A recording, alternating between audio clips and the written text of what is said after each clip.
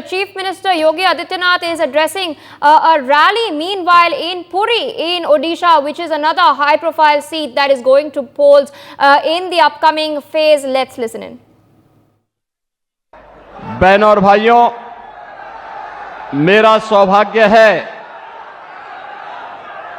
कि आज मुझे महाप्रभु जगन्नाथ की इस पावन धराधाम पर महाभगवती के इस आंगन में शहीदों की इस क्रांति धरा में आप सबसे संवाद का अवसर प्राप्त हो रहा है।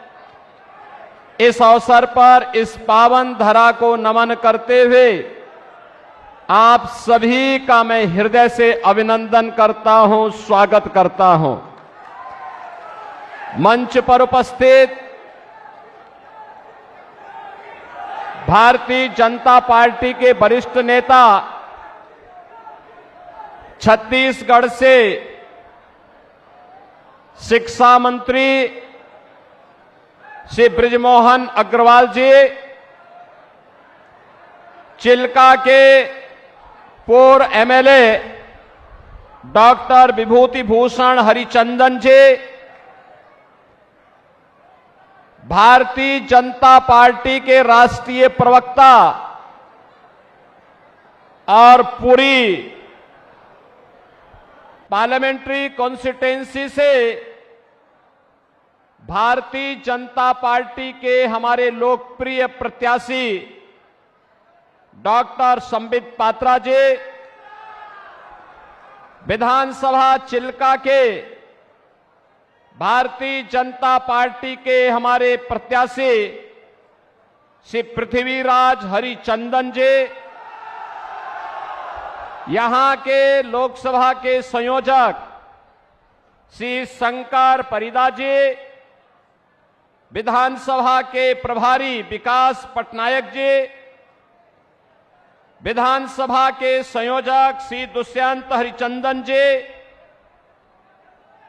मंच पर उपस्थित श्री अमरेंद्र राणा सिंह जी, श्रीमती ज्योतिष्ना वहेरा जी और भारतीय जनता पार्टी के सभी पदाधिकारी के साथ साथ भारी संख्या में पूरी पार्लियामेंट्री कॉन्स्टिट्यूएंसी और चिल्का असेंबली से जुड़े हुए मेरे सभी उपस्थित बहनों और भाइयों, भगवान जगन्नाथ, बलभद्र और माता सुभद्रा की कृपा भूमि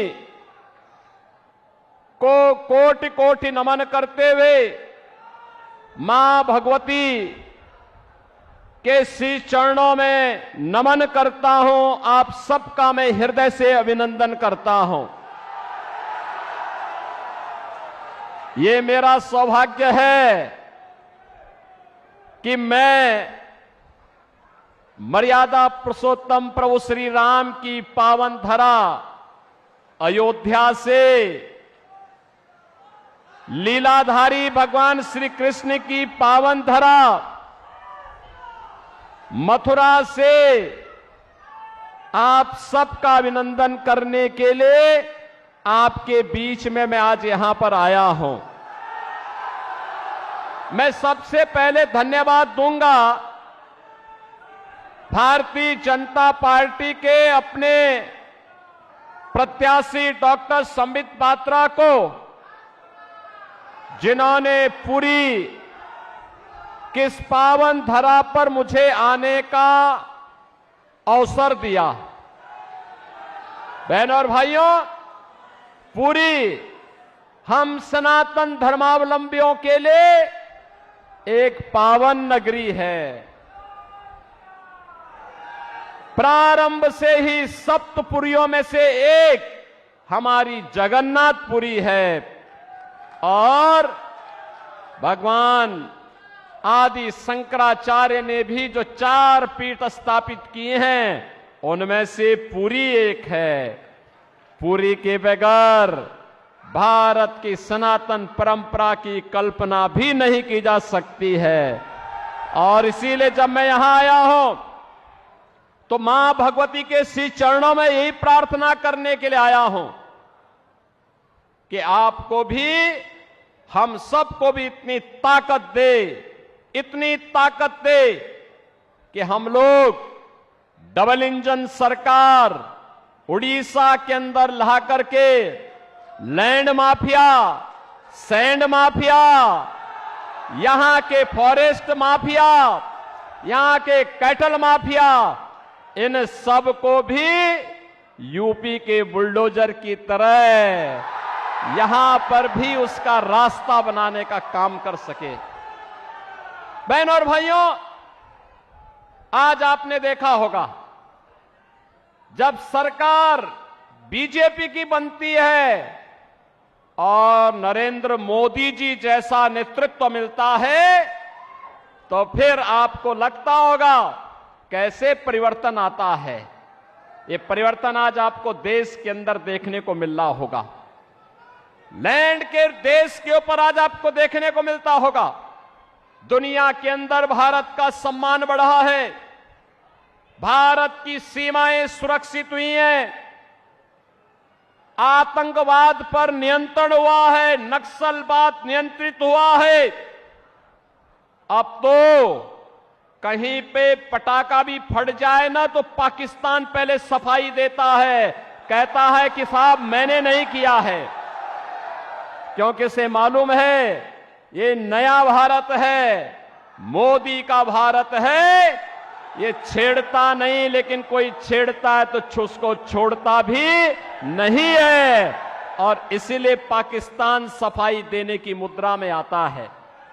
बहनों और भाइयों, मोदी जी के नेतृत्व में डेवलपमेंट के जो कार्य भारत के अंदर हुए हैं, आज आप देख रहे होंगे हाईवे, रेलवे, हाईवे में 4 लेन, 6 लेन, 12 लेन हाईवे बन रहे हैं।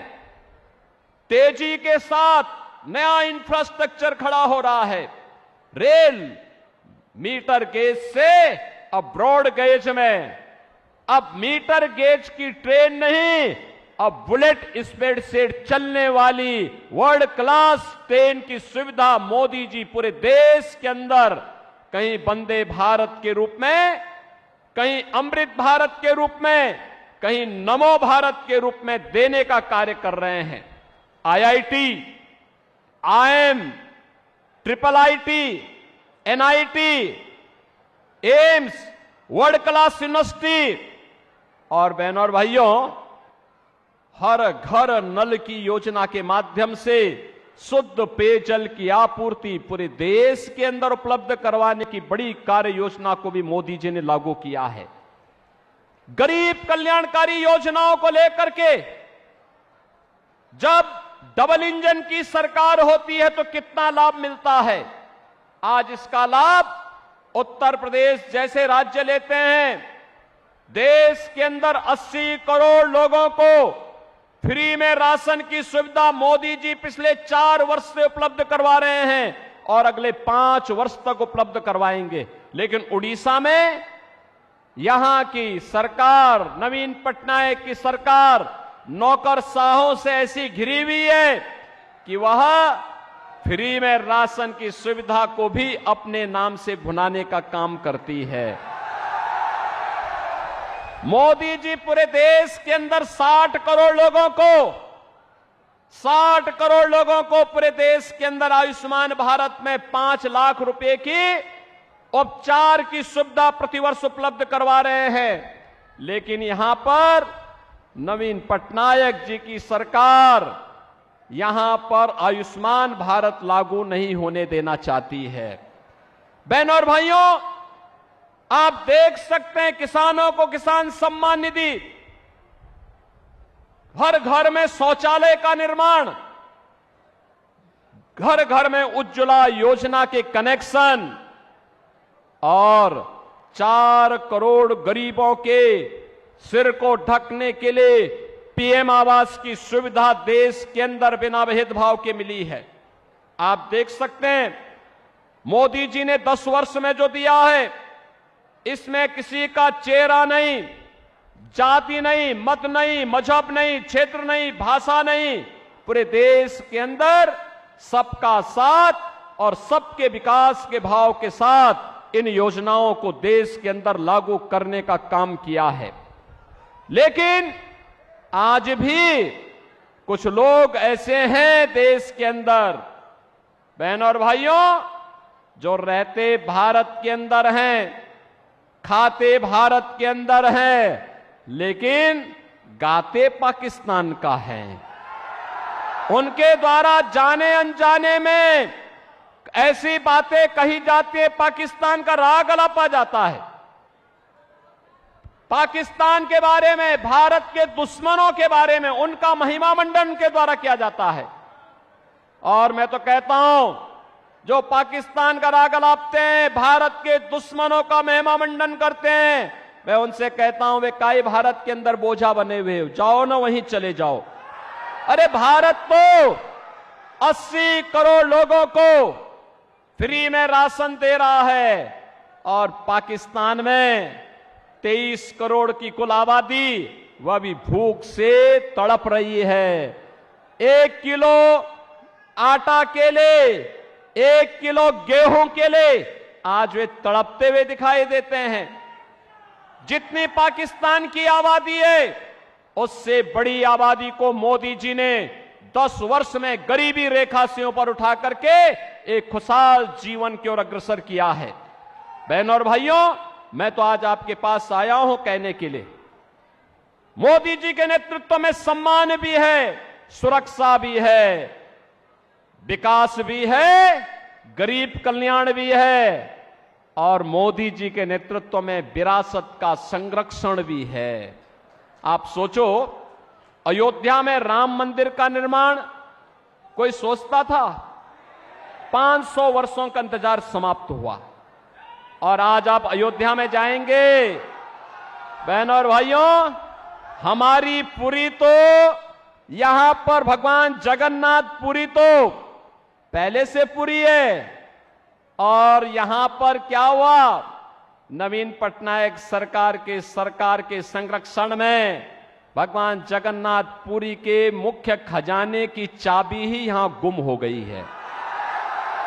भगवान के खजाने में भी ये डकैती डाल दे रहे हैं।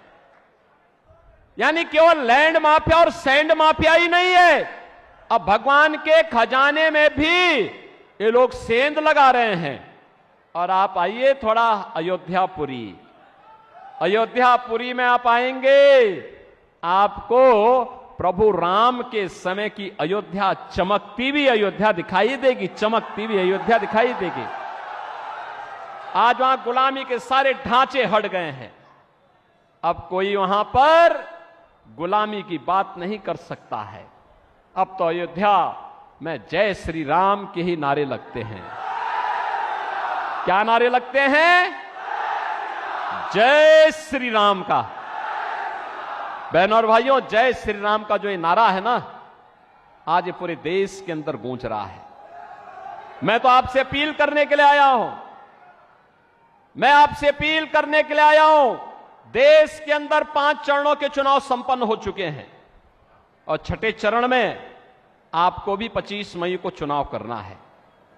बहनों और भाइयों, मैं पूरे देश के अंदर अब तक 12 राज्यों का दौरा किया हूं और 12 राज्यों के दौरे के बाद मैं कह सकता हूं पूरे देश के अंदर एक ही नारा गूंज रहा है, एक ही स्वर से सारे लोग बोल रहे हैं और वह बोलना है, वह है फिर एक बार मोदी सरकार, फिर एक बार, फिर एक बार, और अब की बार 400 पार, अब की बार 400 पार।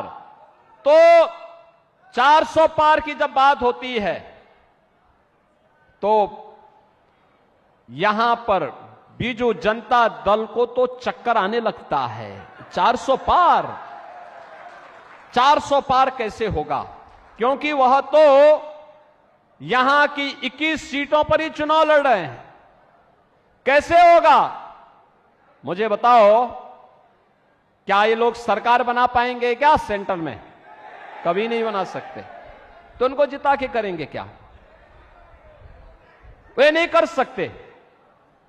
और जनता जनार्दन से जब हम पूछते हैं कि भाई 400 पार क्यों, तो कहते हैं, पूरे देश के अंदर एक ही नारा गूंजता है, वो कहते हैं जो राम को लाए हैं, जो राम को लाए हैं हम उनको लाएंगे, जो राम को लाए हैं हम उनको लाएंगे। For more such videos, subscribe to the NewsX YouTube channel, hit the bell icon.